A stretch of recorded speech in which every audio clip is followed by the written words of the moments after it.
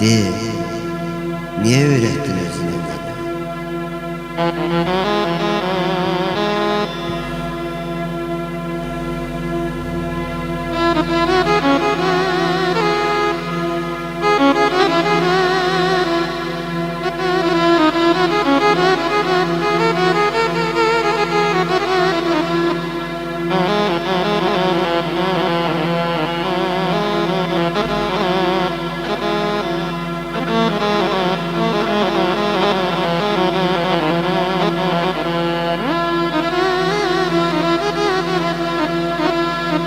Şehrimin en şahı diyerdim buna.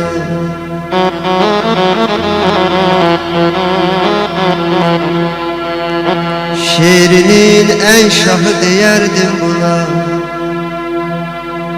Sarıyağa dönüp yayıldı cana.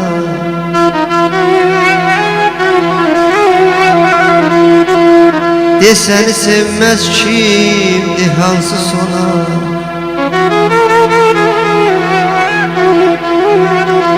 De seni sevmez kimdi hansı sona?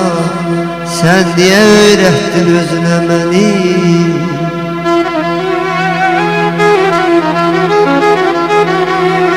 Bu ki nəğmə deyil, ahdı nalədir. Gözlərdə çay olan qanlı yalədir. Köksündən yaralı əlvan lalədir. Aşıq eyləmisən sözünə məni sən. Niyə öyrətdin özünə məni?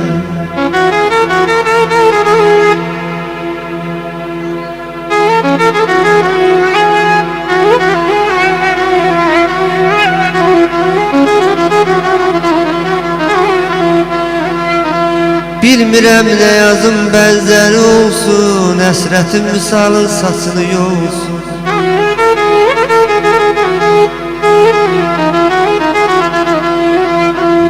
Qoyma xəyalların könlümü çalsın, müştaq eyləmisən gözünə məni sən. Niyə öyrətdin özünə məni?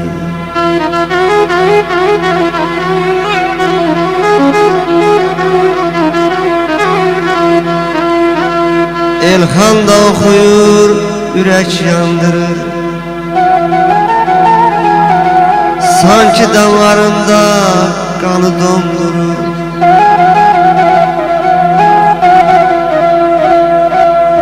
Ağlar xəyalımı elə sırdırır, yandırır bu eşqin közünə məni sən. Niyə öyrətdin özünə məni?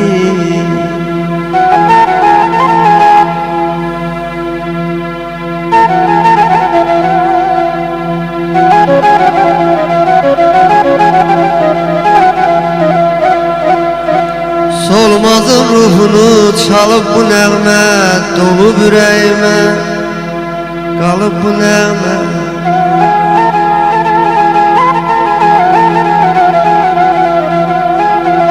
Özümü özümdən alıb bu nəğmə, salacaq yollara izinəmə.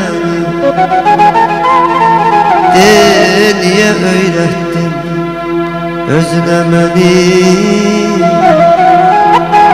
De, niyə öyrətdin özünə məni? Özünə məni.